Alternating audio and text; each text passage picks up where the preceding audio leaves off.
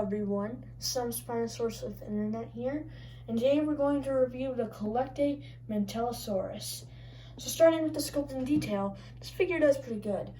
While the scales are sculpted really nicely, as you can see, they really do look realistic and lifelike. The sculpt on the feet are okay. The way the feet are sculpted is also alright. My favorite part of the figure I would sculpt is most likely the head. As you can see, it was sculpted in a pretty accurate and nice way. It's not anything that, they didn't go all out, they just went simple and nice, and that's how I like it. Although the bottom of the jaw does look pretty strange. So, that's a questionable thing for Collectae to do. The feet, the hands or feet or whatever you call these, are also sculpted pretty good. I'm not gonna be like, this is amazing, but it's alright. The tail is sculpted nicely as well. It's very simple, like the entire figure is sculpted. On the bottom of the figure, it's quite generic. It has branding, the licensing to be exact. It's pretty nice. This figure does look pretty good. The you know what was sculpted alright.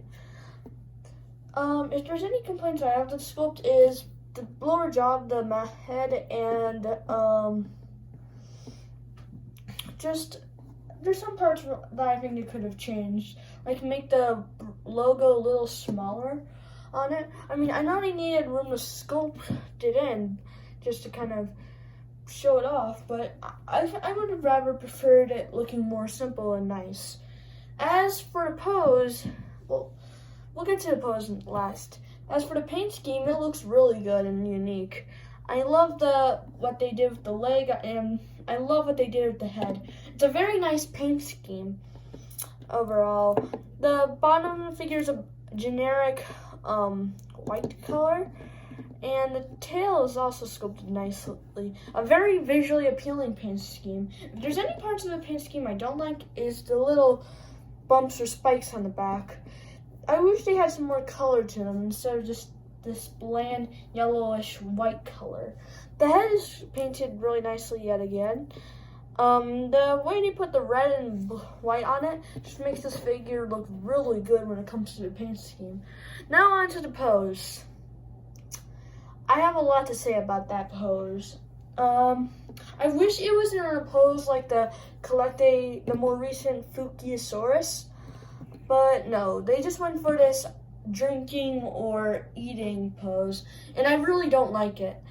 I mean, don't get me wrong, this figure is great, but I don't like the pose one bit. They could have gone for a pose like a defense pose, or just a generic pose like a generic and simple pose, but no, they just went with this, and I'm not happy with it.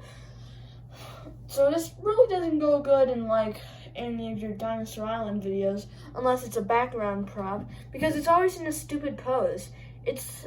I think Collectae was going for more of a diorama approach for this figure, and I guess I'm alright with it.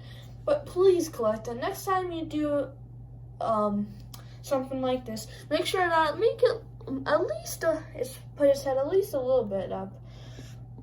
The legs are the way the legs are posed is pretty nice, and I liked how the tail was positioned. Overall, the pose is pretty terrible, but the figure itself is really good. Now, as for size comparisons, I have the Collectae Fukuisaurus right here, and they scale pretty nicely together. They're both pretty small, so there's nothing really to feel happy about, but these scale pretty nicely. If I had any complaints with the scales, I think that the Mantellosaurus is a little bigger than the Fukiasaurus. I don't know. I'm not a big expert on Mantellosaurus. In fact, this is the first time I've ever even heard about that species, but it's new. As for scientific accuracy, this figure does pretty nicely. I wish there's some spots where I wish that needs some changes, but overall pretty good.